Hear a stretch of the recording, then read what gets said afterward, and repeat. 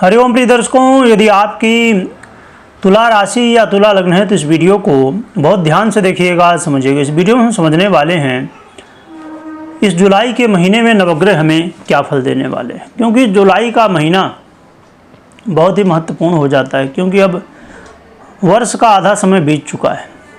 अब जुलाई का महीना प्रारंभ हुआ है और जुलाई के महीने में नवग्रहों की काफ़ी ज़्यादा स्थितियों में चेंज है। क्या चेंज आएगा, क्या हमारे जीवन में उसका प्रभाव होगा, ये भी सब कुछ हम जानेंगे। तो देखा जाए तो सबसे पहले हम ग्रह स्थितियों को समझ लेते हैं, क्योंकि ये सबसे ज़रूरी है। सूर्य का परिवर्तन 16 जुलाई को होगा, जो कि कर्क राशि में होने जा रहा है, और मंगल का परिवर्तन 28 जुलाई को होगा, जो कि कन्या राशि में होगा, यानी कि बुध की राशि पर। और बुध का राशि परिवर्तन तो नहीं, परंतु ये 18 जुलाई को वक्री भी होंगे और अस्त भी होने वाले। देवगुरु बृहस्पति की स्थिति में भी परिवर्तन होगा, 7 जुलाई को ही ये उदय हो जाएंगे। और शुक्र की बात करें तो 26 जुलाई को अपना राशि परिवर्तन करेंगे और मिथुन राशि में गोचर करेंगे।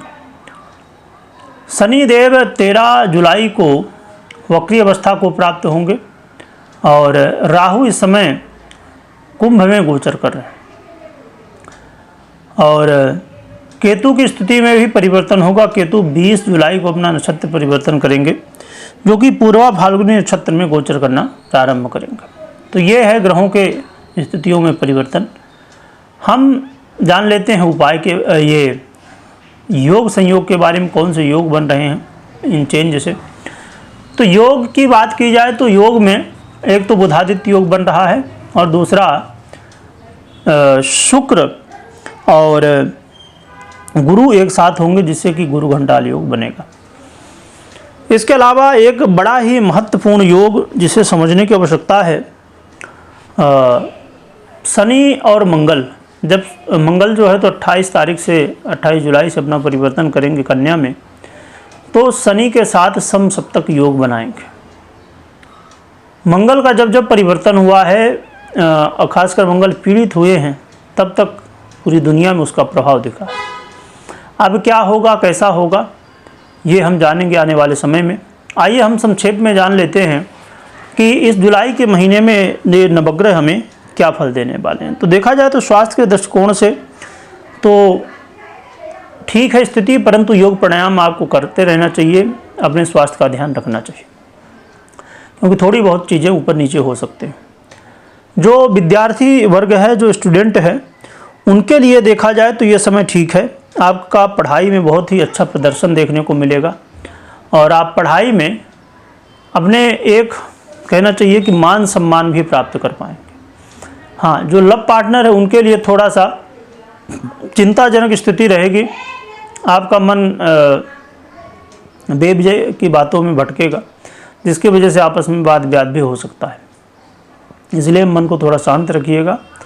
और देखिए, क्योंकि जहाँ पर शंका उत्पन्न हो जाए, जहाँ पर एक दूसरे के प्रति विश्वास ना रह जाए, तो फिर ऐसी स्थिति में फिर सीधी सी बात है, वाद विवाद होना ही होना है। तो आप इन चीज़ों से थोड़ा बचिएगा कि शंका ना हो, कन्फ्यूजन ना हो, ये सब चीज़ों से बचिएगा तो आपके लिए अच्छा है।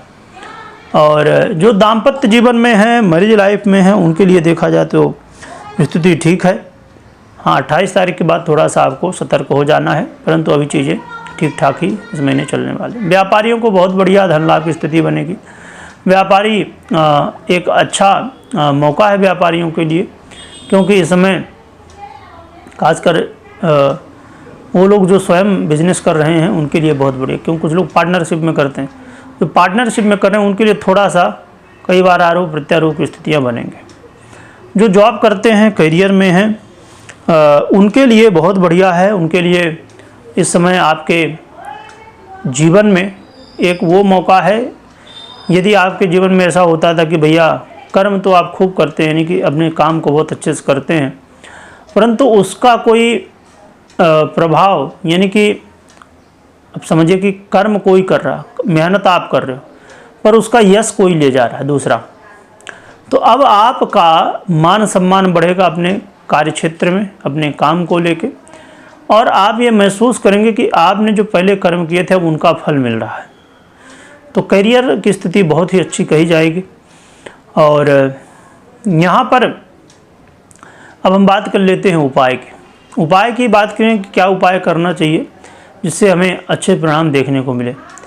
तो उपाय के रूप में सबसे ज़्यादा ज़रूरी कि आप भगवान गणपति की आराधना करिए, तो इससे आपके जीवन की समस्याएं दूर होंगी और अच्छे परिणाम मिलेंगे। एक बात मैं हमेशा कहा करता हूं, फिर से कह दूं कि कभी भी कोई भी निर्णय लेना है तो आप सबसे पहले अपनी पर्सनल कुंडली का विश्लेषण करें या तो करवाएं, इसके बाद ही निर्णय लें तो ये आपके लिए अच्छा रहेगा। कभी भी मात्र गोचर के आधार पर निर्णय नहीं लेना चाहिए, क्योंकि ऐसी स्थिति में कई बार वो चीज़ें घटित होती हैं, कई बार नहीं होती हैं। वीडियो देखने के लिए बहुत बहुत धन्यवाद।